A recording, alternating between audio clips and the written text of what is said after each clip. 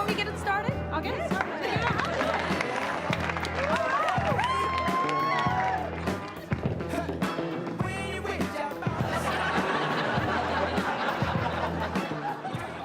Julia Louis-Dreyfus was laugh out loud funny as Elaine in the classic sitcom Seinfeld.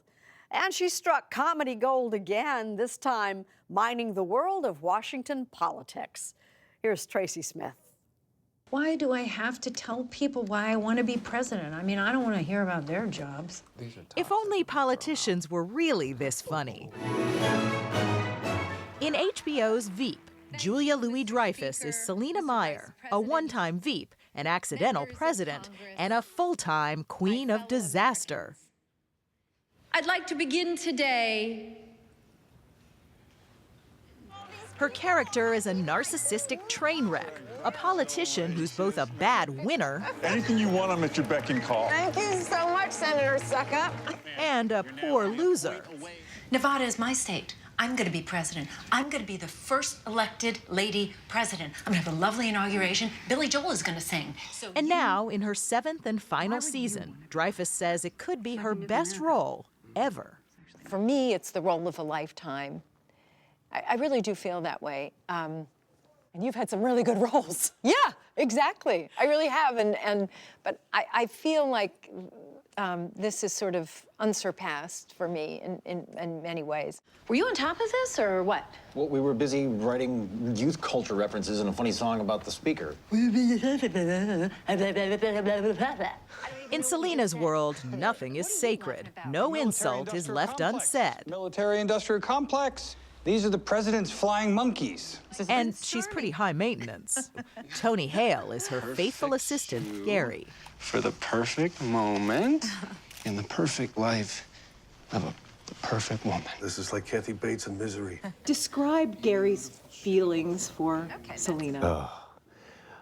He worships her. She is his Jesus. She's an awful person, but to him is just the second coming. Take all these meaningless syllables with you and just get out. Yes, absolutely, ma'am. But the show's real whipping boy is Jonah Ryan, played by Timothy Simons.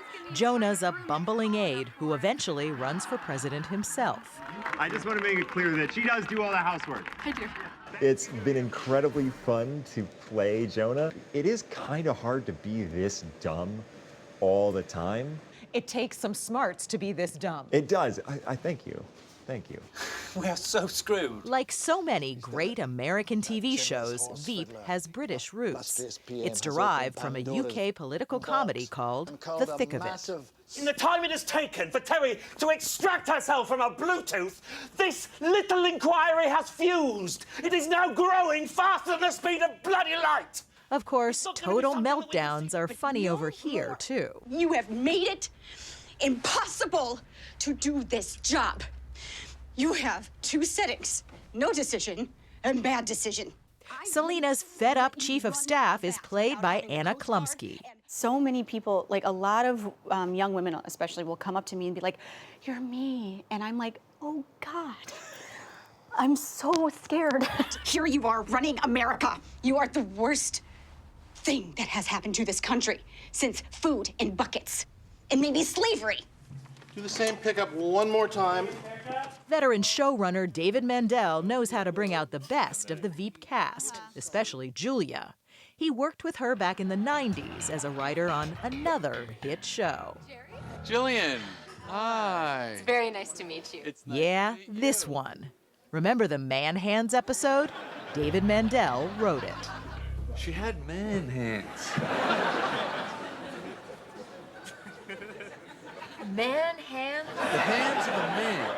For Veep, the standards are just as high. Mandel and cast shoot the same scene again and again, adjusting the timing and punchlines and facial expressions until it all just works. And it all sounds stupid, but I mean, we would crawl through glass to get an extra laugh into the scene. So, you ready for these buzzcut bozos? What are you talking about? I'm used to dealing with angry, aggressive, dysfunctional men, i.e., men. And now, just as with Seinfeld, Julia Louis-Dreyfus is leaving her audience wanting more. You've said goodbye to shows before, and, you know, you tend to say goodbye to shows when they're up here. Yeah. Is this different, this one? I don't know, because I haven't said goodbye yet. But I will say that at our final table read that we had, I was actually surprised by how, frankly, hysterical I became. And maybe that's because, I don't know, I'm more cognizant of what a treasure this is, just because I'm older and I've been doing this a while, and I'm sort of aware of when it's good. It's a very lucky thing. Yeah. And the Emmy goes to Julia Louis-Dreyfus. And it seems lucky is the operative word. In 2017, Dreyfus won a record 6th consecutive Emmy for Veep. No one could tell, as she accepted her statuette, that she was waiting to hear whether or not she had cancer. It was so strange because that Sunday night, we won the Emmy. She won, we won. It was fun. We were at the party. We were at the after party. She was there at the after party. She knew she most likely had it. She was I think 90% sure. We didn't know. She knew. She's at the after party. She learned her diagnosis the next day. And not long after that, she told the world, with a note on social media saying 1 in 8 women get breast cancer. Today, I'm the one. God, at that point, it's like, forget about any of the show. What's going to happen to her? Truth is, not even she knew that. But even when she began chemotherapy, it didn't stop her from showing up to work. I mean, you were sick, right? And you're still doing the table reads? Yeah, still doing the table reads, but nothing beyond that, I will say. I mean, then I had to really sort of hunker down and just focus on getting better, which I did. But then coming back to this, it's sweeter than ever because, I don't know, it's a great gift to be able to do what you love. Not everybody gets to say that, and I really love doing this. I'm not sure about this part where I say I want to be president for all Americans. I mean, do I? All? And now, a year and a half later, she says she's cancer-free.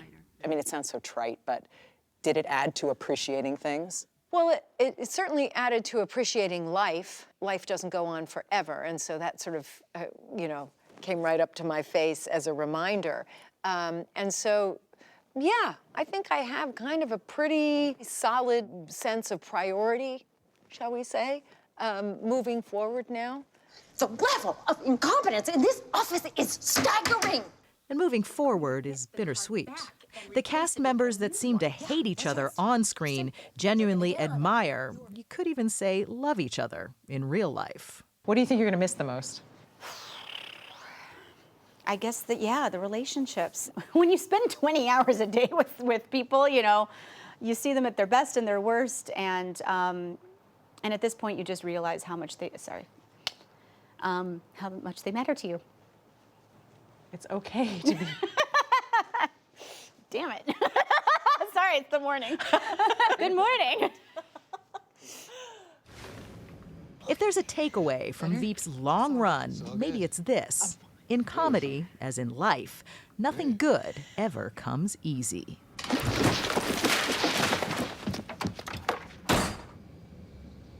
How long's this flight? We squeeze as much funny out of it as we possibly can. And can that be torturous at times? Yes, it can be. I know this is CBS, so I can't swear. We can beep you. You can beep me. It can be f***ing awful. But once you've walked through the awful to find your way to the right moment, the right language, the right emotion, and you land it, it's like chocolate cake for days. Yeah.